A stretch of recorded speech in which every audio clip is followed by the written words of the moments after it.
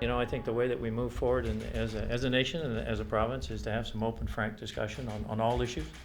There's always going to be things we have differences of opinion on, but my approach is always to look at ways we can work together, and I think we're going to do exactly that. Well, thank you very much. Pleasure to be here. Great to see you. Thank you. That was the scene inside West Block this afternoon as the Prime Minister sat down with the Premier of New Brunswick, Blaine Higgs. Premier Higgs is one of the country's new premiers at loggerheads with Ottawa over the national carbon tax. So how did the meeting go? The Premier joins us now in studio to tell us. Hi, Premier Higgs. Great to see you.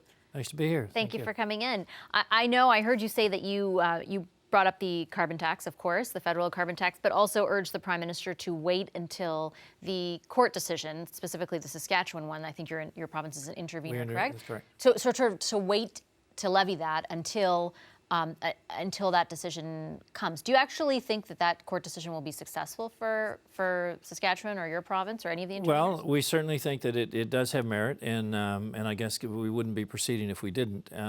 It's kind of two parts. I mean, one part is in terms of the imposition on the federal plan on the industry and what that means to provinces like New Brunswick.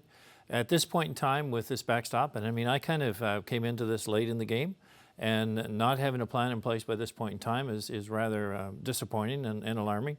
But our businesses in New Brunswick are impacted negatively in different ways than would be Newfoundland or Saskatchewan even. So they've accepted things that we have proposed here now, even though it was late in the game because we were there late, which they've accepted in other provinces, but they aren't accepting in New Brunswick. So we're going to be disadvantaged right out of the gate. I wanted that recognition.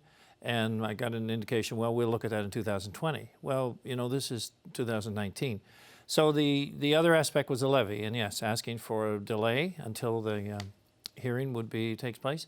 But I didn't get any real indication that would be of interest. I asked what you think about the court case, though, because while you say, why else would you be proceeding, or why would anyone be proceeding if they didn't believe there was merit? There have been legal, Manitoba thought about it at one point before, and they got the legal opinion that, no, this is an area for federal jurisdiction. So I'm wondering how much of it is playing politics and banding together because you have a joint political cause and a joint enemy in the federal government, and how much of it is actually, do you actually think this decision will be rendered in your favor? Well, Manitoba is back in the frame of fighting it now. So I said. But again, could that be because it's politically expedient? No, it's because of the thing. In their case, I think it was because the proposals they were putting forward were not accepted. So then it's kind of, all right, let's look at this whole picture. So we have various views. It's fair enough on whether it'll be successful or not. And Saskatchewan will be first at the table, and I have indication that they could get information or ruling early in the spring. I mean, April, May range. And if that's the case, to put this off until that happens would save people a lot of grief.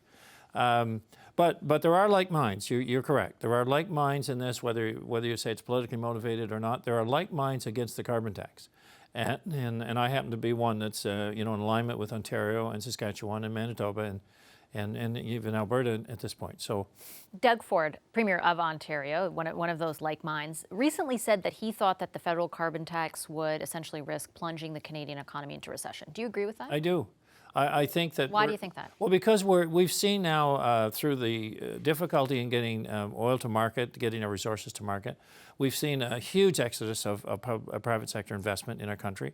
And then I see that if the cost of production, if the cost of energy in Canada, and I look at certainly in New Brunswick, but in any province is higher than who we're competing with, we are at a disadvantage. And so it's a noble cause, but we're all supporting the emission standards. We're all on the same page to meet our targets.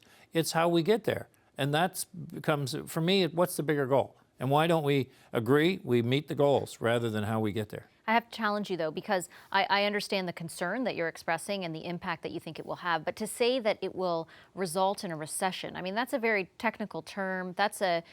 Is that not too great a leap to make? Like, what kind of proof do you have that will actually happen? Well, do we take the risk? I mean, if we see companies that if you look at the billions of dollars that are not being invested in Canada right now, if you look at, and you took let's say, and which I'm familiar with this industry, so take a refinery in New Brunswick. If it was placed in Newfoundland or in Saskatchewan even, under the current rules that have been accepted by the federal government, it would get credits because it's far ahead on its emission levels with the industry that it's in. And there's different industries throughout Quebec and in BC that are getting exemptions. So I guess my point is in this, going back to the whole idea of fairness, is that if we don't have fairness and we're competing in New Brunswick, 90% of our business is export.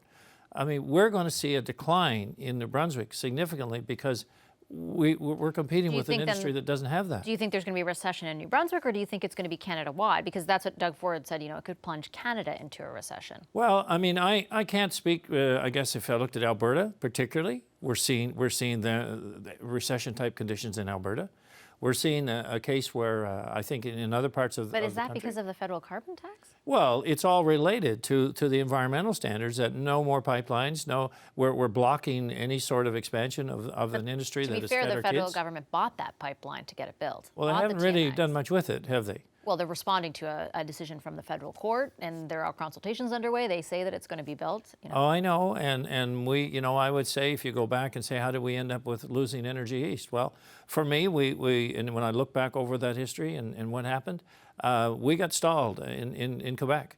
And we have a stranded asset in New Brunswick because we can't get to the rest of Canada. I mean, I'm trying to find ways to rebuild the province, not find ways to get more money to tax people more. But their goal is to reduce emissions, right? And that's what they want pollution the price to be on pollution. Is that what is so fundamentally wrong? And we agree with the goal of reducing emissions. So we're all on the same page. So what is our bigger target? We're all agreeing to reduce emissions. Then it comes down to how do we do it in an economically viable way. So we're not disadvantaged as a country, we're not disadvantaged as a province. But we're not suggesting not to meet the standards. We want to meet the standards. And I know you made the argument in the meeting that your plan does that on its own, right? Did you ever get a clear answer as to why? I mean, there were genuine questions around why New Brunswick's plan didn't measure up and why they felt like that had to be a province that they imposed. Well, is there an agreement to revisit that? I mean, you mentioned something like 2020.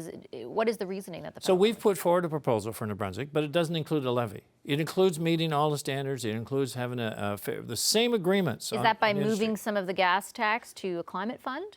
No, it doesn't include a levy. It includes meeting the standards, and that's imposing on industry in the ways that other provinces have done that.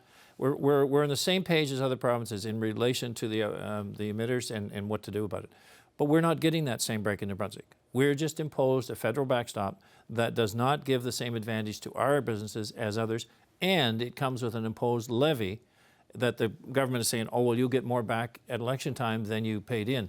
Well, there's more revenue coming out of the system to the federal coffers than going back in. Would you be okay if your province, would you be okay with the federal carbon tax if your province got the breaks that you're saying other provinces got? I'm okay with it to have the same on our industry. I am still going to fight the levy, and if we lose in court, then we'll have to deal with it at that time. But I won't agree to a carbon tax in advance of a court decision. I remember for the election when you were asked about the federal carbon tax, though, and you said, and you were asked if there are rebates, which in this case there will be for everyone who pays it.